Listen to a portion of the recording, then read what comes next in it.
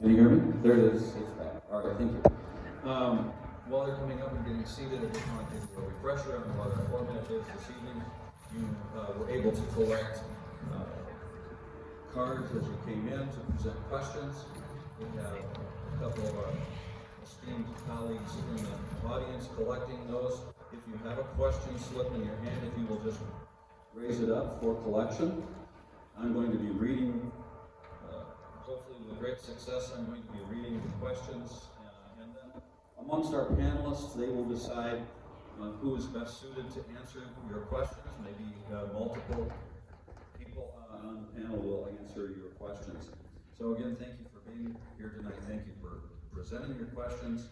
And I want to echo a lot of what I heard them say myself tonight. It's just the teamwork and the resources that we have as a district at Forest Hills Public Schools is outstanding.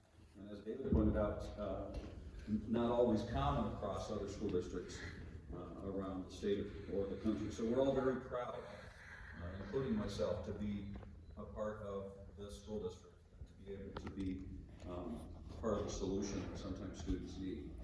You know, some of the issues that we all address, sometimes they start on the school bus.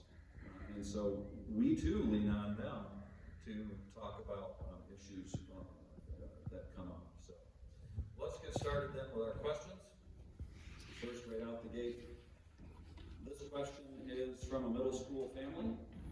The number of counselors at the middle school has been reduced this year compared to last year. Will this be consistent with what we will see next year? And how does the district plan to effectively and consistently meet the mental health needs in light of that reduction?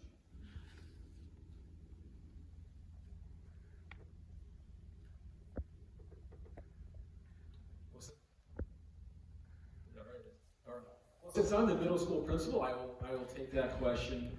Anytime we look at personnel, we look at decisions that are impacting kids, it's more than just a single role.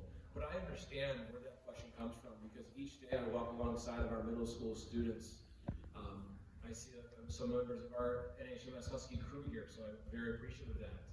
And we know that the concerns, especially at the middle level, that I think my favorite story is having a girl who was in tears in her first hour class coming to the office because her long-term boyfriend of 4 days had broken up with her. But yet, by fourth hour, she was ready to go and she was excited about taking that math test that day at math 8. That's the world of middle school. So while I understand and we've addressed and we've worked with that, I'm so appreciative that we've increased our social work time at our middle school. And that's something that may not be publicly aware, that we've worked with our MTSS personnel. And so if I rule the world, we'd have hundreds of more counselors in our school. But I do know that we've worked together with our PBIS work, with our MTSS. And so looking at how to continue to offer the services that we do with the personnel we have. Again, like I talked about, John Hafley is in our northern community, our mental health liaison. We lean heavily on John and his expertise, where in times of crisis, that would traditionally fall into a school counselor. And so by having some of those supports. So I hear that, I live that every day, but I'm thankful for the opportunities that we do have here in Forest Hills. So great question, understandable. Anybody else want to add to that? I see people looking at me as the sort of central office person, and I know that one of the things that we always want to do is to make sure that we're right-sizing things. I don't know that, as David said, that we could possibly have enough counselors, especially when things happen. It just seems like there's not enough support that is out there. One thing that I would like people to keep in mind is that our teachers are also caregivers of students and that they care. And counselors work in collaboration with our teachers, with our social workers, with our SROs, really with staff. It does take a village, but I understand that need. When you hear that word counselor, that word means many different things to people, and it is something that I do. I wish that we just had unlimited funding to make sure that we could put more of whatever it is that we need in our schools. So thank you for that.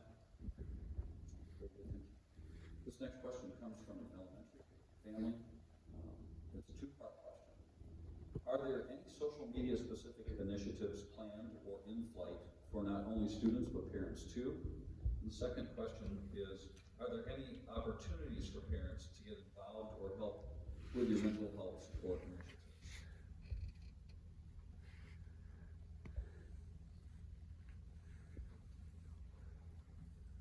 I'll answer that since I'm elementary.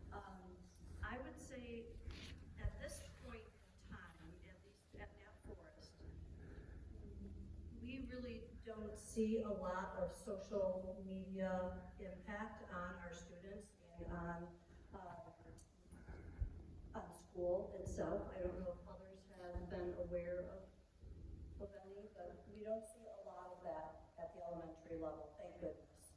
A lot of our students don't have phones yet, they might have iPads, but they're pretty heavily policed with parents for the most part. We occasionally will talk to parents more about video watching and making sure that you're policing those YouTube videos than anything else, because oftentimes the visual of those videos can look very child appropriate, but the content may not be. So just making sure that you are monitoring the appropriateness of those YouTube videos would be the most pertinent for an elementary school. And what was the second part of that question? Was that what are the opportunities for parents to get involved or help with mental health support initiatives? So in the past, we did have a parent group called AAA, and that has not really resumed since COVID. So AAA did things like plan community events, different watch screenings of different documentaries, things like that. So currently, I am not aware of anything running, but I would say if that's something you're interested in, vocalize that to your building administrator or the building counselor. Personally, I think that's something that I would love to see pick back up, and I've heard from other people as well, and in talking with parents, they've asked me this question often. So I guess my short answer is no, not right now, but if that's something you would like to be a part of, or if you would be interested in help building, please make that known. Just to piggyback a little bit, the structure and format of AAA really did get to a wonderful spot. Those that were leading that had students that graduated from the system, and COVID hit, so it was this perfect storm. But I know that they're still in the community and would love to probably mentor and help advocate. We would just need some leadership. I just want to speak briefly to the social media question. Lisa's right, we're thankful that our kids are not engaged in that activity at school, and I don't think all year I've heard of any of that. I want to mention one thing that I'm so proud of for Forest Hills. So when COVID hit and my husband's work world changed, he started doing a lot of subbing, and he has subbed all over the Grand Rapids area, and he says Forest Hills is the only district that he's aware of where the cell phones are not out all day at the high school. A number of years ago, I know it's probably hard to enforce, and maybe it's not all the time, but he said it's amazing what he sees in Forest Hills. The kids talk to each other. He said they walk down the hall, they say hello, they talk to each other. In other buildings, he sees kids on devices constantly. He said it's almost like an anxiety thing. I have to walk in the hall, I gotta hide my face. So kudos to the secondary world that's had to try to manage that. So I'm just real proud of that. I will also say, we do some lessons in 5th grade especially. We used to do it in 6th, but now my 6th graders have moved on to the middle school. But we do a whole lesson with all of our 5th graders about technology safety. And I always tell them, I'm not here to tell you how to do your devices, you know how to do your devices, but we do a lot. We talk about stranger danger. By the way, if your kids are doing video games, they are talking to strangers through them.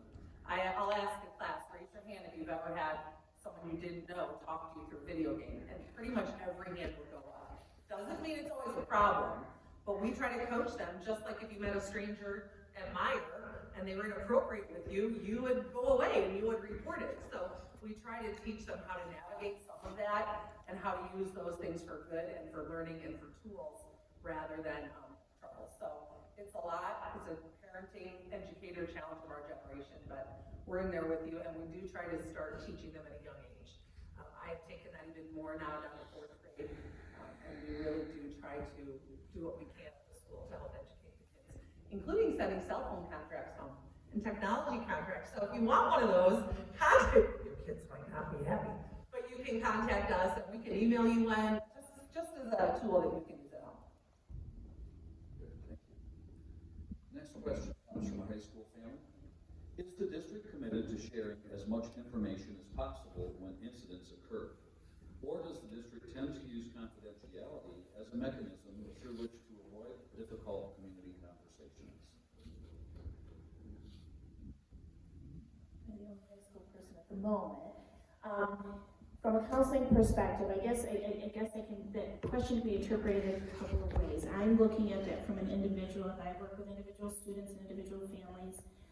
We do tell students at this age, just like when you go to the doctor's office, I think when we talk, it's confidential, it's here between you and I, unless I think you're gonna hurt somebody else or others. However, if we're working through something, often the result is that they want help sharing that with the adults and with home in an appropriate way. But we do foster that safe space. So that's that individual piece. So when I'm working with an individual student, that's how we manage confidentiality. I think there's a second part to that I probably can't speak to. I'll just jump in briefly. I will let you know that from someone on the inside who works in the district, anytime there's a big event, you won't believe what starts going on. I mean, it's late night meetings, it's Zooms, it's do we have permission from a family to share any information if there's been a tragedy. There's a lot to it, and so I would just encourage our people, you and our community to trust that we are doing the best that we can in those situations, given some laws, given privacy, given what we're allowed to do, and trying to honor a family and their wishes. So it's not a simple process. Everything from getting together to write a well-written letter with the right amount of information, all of those things, there's a lot of work and thought that goes into that. And we probably don't always get it right, it's messy. Sometimes you just have to walk your way through it the very best that you can. And that's been my experience anyway. And I feel proud of the way we've handled most of those things and communicated the best that we can.